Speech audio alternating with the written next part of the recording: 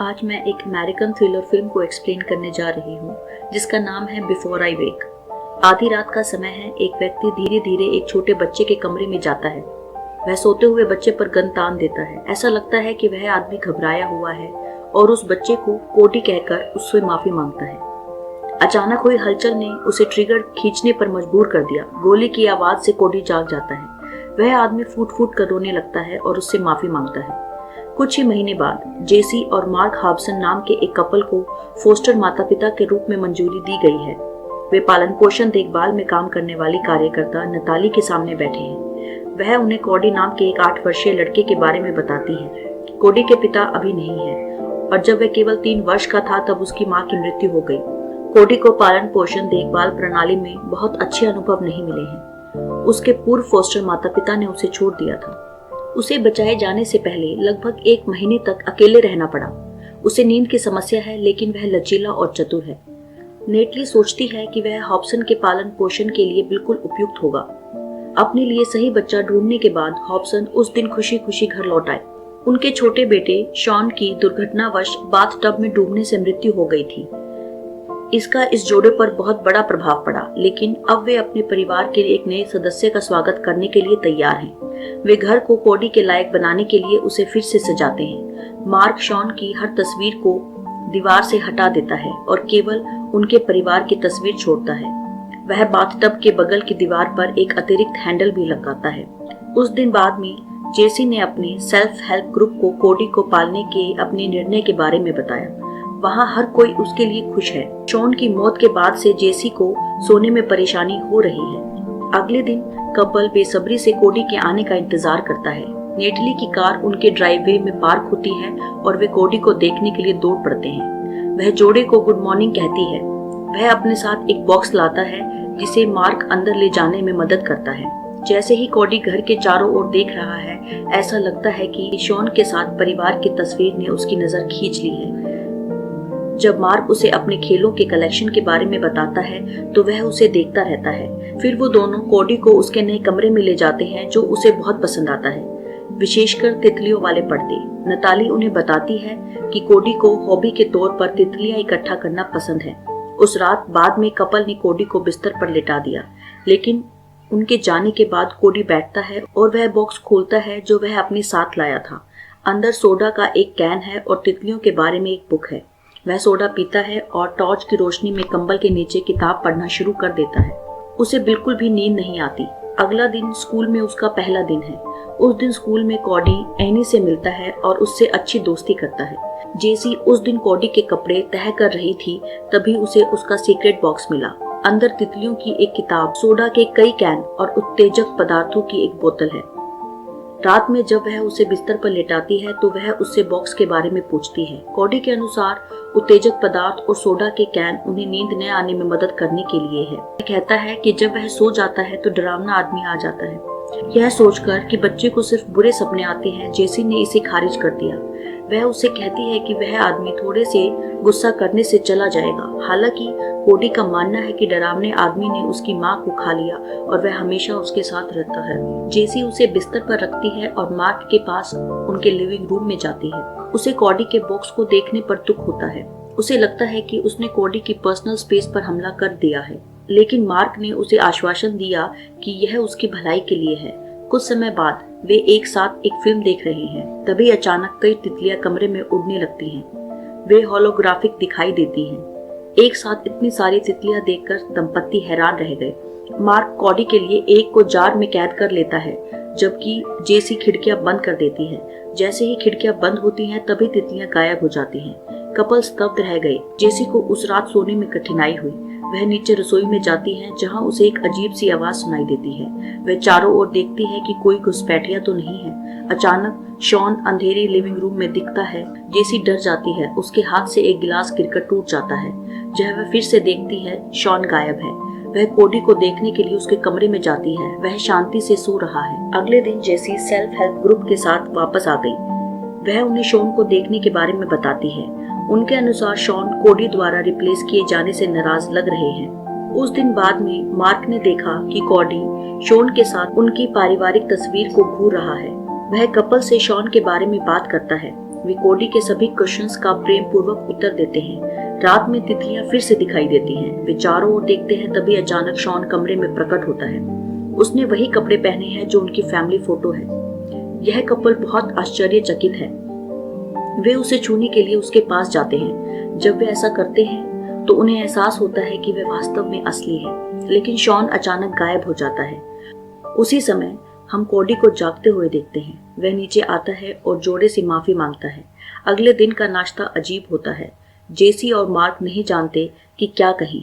वे अब भी सदमे में हैं, लेकिन उनका मानना है कि शॉन का कोडी से कुछ लेना देना है। कोडी उनसे किसी बात के लिए माफी मांगता है। बाद में जब कोडी स्कूल से वापस आता है तो परिवार शॉन के वीडियो देखता है। यह एक क्रिसमस वीडियो है। इसमें ये तीनों काफी खुश नजर आ रहे हैं। उस रात कोडी के सो जाने के बाद मार्क और जेसी लिविंग रूम में रुके। अचानक कमरा क्रिसमस लाइट से जगमगा उठता है और एक क्रिसमस ट्री भी दिखाई देता है। तभी शॉन वही कपड़े पहने हुए दिखाई देता है जो उसने वीडियो में पहने थे। मार्क और जेसी हैरान रह गए। अंततः उन्हें एहसास हुआ कि कोडी को अलौकिक शक्ति प्राप्त है।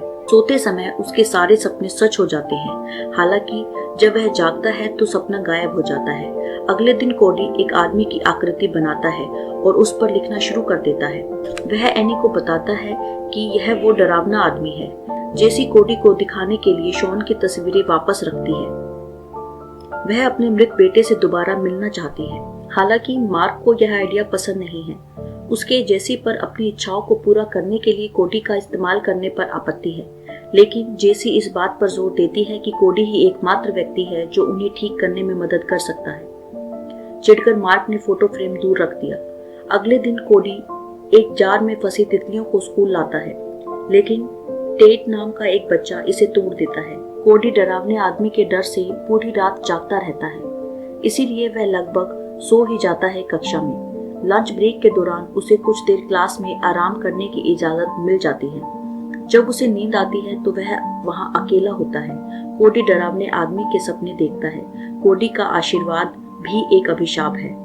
उसके सपनों के साथ साथ उसके बुरे सपने भी असली होते हैं। जैसे ही कोडी सोता है, बदमाश बच्चा टेट कक्षा में प्रवेश करता है और डरावने आदमी से उसका सामना होता है। एनी डरावने आदमी को टेट के साथ खिलवाड़ करते हुए देखती है और डर के मारे चिल्लाती है। कोडी जाग गया, लेकिन टेट गायब हो गया। पुलिस गुमशुदगी की जांच के लिए स्कूल पहुंची। कोडी अब सोने का जोखिम नहीं उठा सकता, इसलिए वह सोने से बचने के लिए कॉफी पीता है। उस रात कोडी ने तितलियों के बारे में किताब पढ़ी, जैसे वह आमतौर पर करता है। अचानक उसे एक शोर सुनाई देता है। वह बिस्तर के नीचे जांच करता है। तभी अचानक टेट का भूत उसके सामने आता है और उसे बिस्तर के नीचे खींच लेता है। कोडी लड़ने की कोशिश करता है और चिल्लाता है, मैं जाग रहा हूँ। इस बीच शॉन जेसी के सामने आता है। वह भी कह रहा है, मैं जाग रहा हूँ। कोडी जोर जोर से चिल्लाता है। जेसी उसके पास जाती है और पूछती है कि क्या हुआ, और उसे शांत करने की कोशिश करती है। अगले दिन जेसी कोडी की अनिद्रा के बारे में एक डॉक्टर से बात करती है। इस बीच कोडी और मार्क खरीदारी करने जाते हैं और कोडी के कमरे के लिए सामान खरीदते हैं। जब वे घर वापस आए तो 2 पुलिस अधिकारी उनके घर के सामने थे। वे टेट के लापता होने के बारे में कोडी का इंटेरोगेशन करना चाहते हैं। उस दिन बाद में कोडी ने कपल से शॉन की मौत के बारे में पूछा, लेकिन कपल ने सवालों को खारिज कर दिया। जेसी अपने पति को बताए बिना कोडी के दूध में नींद की गोलियां मिलाती है और वह उसे पी लेता है। मार्क ने कोडी को बताया कि शॉन की डूबने से मृत्यु हो गई थी, क्योंकि उसने उसे बाथटब में लिटा दिया था।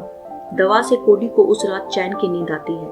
जेसी और मार्क फिर से लिविंग रूम में हैं। कुछ समय बाद शॉन उनके सामने आता है, लेकिन वह ठीक नहीं दिखता और पानी की उल्टी करता है। मार्क कोडी को जगाने के लिए दौड़ता है, लेकिन दवा के कारण वह जाग नहीं पाता। जल्द ही सपना एक बुरे सपने में बदल जाता है। लिविंग रूम में जेसी के सामने एक लंबा क्रिएचर दिखाई देता है। वह कोडी के कमरे में भागती है और दरवाजा बंद कर देती है। मार्क कोडी के नए जागने को लेकर चिंतित है। तभी जेसी ने कबूल कर लिया कि उसने उसे नींद की दवाई दी है। वह भयभीत होकर देखती है कि वह क्रिएचर मार्क को निगल जाता है। अचानक वह बेहोश हो जाती है और वह सुबह उठती है और 911 पर कॉल करती है। मार्क कहीं नहीं मिलता। ऐसा लगता है मानो वह हवा में गायब हो गया हो। पुलिस घटनास्थल पर पहुंचती है और जेसी पर बच्चे को नशीली दवा देने का आरोप लगाती है। उनका मानना है कि जेसी और मार्क कोडी का दुरुपयोग कर रहे हैं, इसलिए वे उन्हें दूर ले जाते हैं और जेसी उन्हें रोकने के लिए रोती है। जेसी फिर नेटली के पास जाती है, लेकिन वह भी उस पर बाल शोषण का आरोप लगाती है और उसे चले जाने के लिए कहती है। हालांकि जेसी ने डेस्क पर कोडी की फाइल देखी और उसे चुराने में सफल हो गई।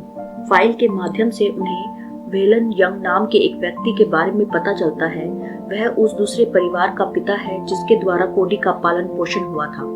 वह उससे मिलने जाती है। यंग ने उसे बताया कि उसने और उसकी पत्नी ने 15 महीने तक कोडी का पालन पोषण किया। इससे पहले कोडी के सपने ने उसकी पत्नी को भी निगल लिया। वह कोडी पर इतना क्रोधित था कि उसने उसे लगभग मार डाला। यह वह दृश्य है जो हमने फिल्म की शुरुआत में देखा था। फिर वह उसे कोडी को मारने के लिए कहता है ताकि कोई अन्य उसके बुरे सपनों का शिकार न बन सके, लेकिन जेसी ने इनकार कर दिया। फाइल से उन्हें कोडी की मां की जानकारी और उसकी अस्पताल रिपोर्ट भी मिलती है। वह अस्पताल जाकर आगे की जांच करने का फैसला करती है। अस्पताल उसे उसकी मां का सामान उपलब्ध कराता है। इसमें तितली के आकार का एक तकिया और उसकी पत्रिका शामिल है। पत्रिका और रिपोर्टों को पढ़कर जेसी डरावने आदमी के अस्तित्व के बारे में रहस्य का पता चलता है। फिर वह उस अनाथालय में जाती है जहां कोडी तकिए के साथ रह रहा था। कोडी कई रातों से सोया नहीं है, इसलिए उसकी देखभाल करने वाले उसे लेकर चिंतित हैं। डरावने आदमी के बारे में अनजान वे उसे सोने में मदद करने के लिए एक इंजेक्शन देते हैं। कोडी ने उस रात भी उस आदमी के सपने देखे। जेसी इमारत में प्रवेश करती है तो उसे हर कमरे में कई बुरे सपने दिखाई देते हैं। सबसे पहले वह काले पतंगों की फड़फड़ाहट से चौंक जाती है। फिर वह शॉन को बाथटब में डूबते हुए देखती है। इसके बाद वह देखती है कि एक भयानक दिखने वाली महिला कोडी का सिर मरोड़ रही है। अंत में वह देखती है कि मार्क उसके सामने आ गया है। डरकर वह उस कमरे का दरवाजा बंद कर देती है। वह अंततः कोडी के कमरे में पहुंचती है। डरावना आदमी उस पर हमला करने के लिए उसकी ओर दौड़ता है, लेकिन भागने के बजाय वह उसे तितली वाला तकिया दिखाती है। आदमी यह देखकर रुक जाता है। जेसी धीरे से उस आदमी को गले लगा लेती है। जैसे ही वह ऐसा करती है, वह आदमी कोडी में बदल जाता है, जो फिर गायब हो जाता है। जेसी सोते हुए कोडी को उठाती है और उसे बाहर ले जाती है। नेटली को डरावने आदमी द्वारा लिप्त कर दिया गया है और वह जीवन में वापस आ गई है। वह देखती है कि जेसी उसे ले जा रही है और उसे जाने देती है। हॉलवे में कई खूबसूरत तितलियों को उड़ते हुए देखते हैं। अगले दिन जेसी ने कोडी को बताया कि उसकी मां का नाम एंड्रिया था और वह कैंसर से मर गई। एंड्रिया को कोडी के उपहार के बारे में तब पता चला था जब वह छोटा था। उन्होंने इसे अपने जर्नल में लिखा है, लेकिन जब कोडी सिर्फ 3 साल का था तब एंड्रिया को कैंसर का पता चला। कोडी ने अपनी मां को कैंसर से जूझते हुए मृत्यु के कगार पर देखा था। उस समय वह पतली और बिना बालों की थी। क्योंकि वह उसे अपनी मां के रूप में पहचानने के लिए बहुत छोटा था, इसलिए उसके छोटे से दिमाग ने यह तय कर लिया कि वह एक डरावना आदमी था। उन्हें बताया कि कैंसर ने उसकी मां को छीन लिया है। समय के साथ वह डरावना आदमी बन गया, इसलिए उसे विश्वास हो गया कि वह उसे ले गया है। यहीं से उसके बुरे सपने की शुरुआत हुई। अब जबकि कोडी को पता है कि डरावना आदमी असली नहीं है, जेसी का मानना है कि उसका बुरा सपना वापस नहीं आएगा। हालांकि मार्क और अन्य लोग जिन्हें डरावना आदमी ले गया था, वे अभी भी वापस नहीं आए हैं। कोडी ने जेसी को घर लाने के लिए धन्यवाद दिया और उसे मां कहा। Thanks for watching. Please like, share and subscribe.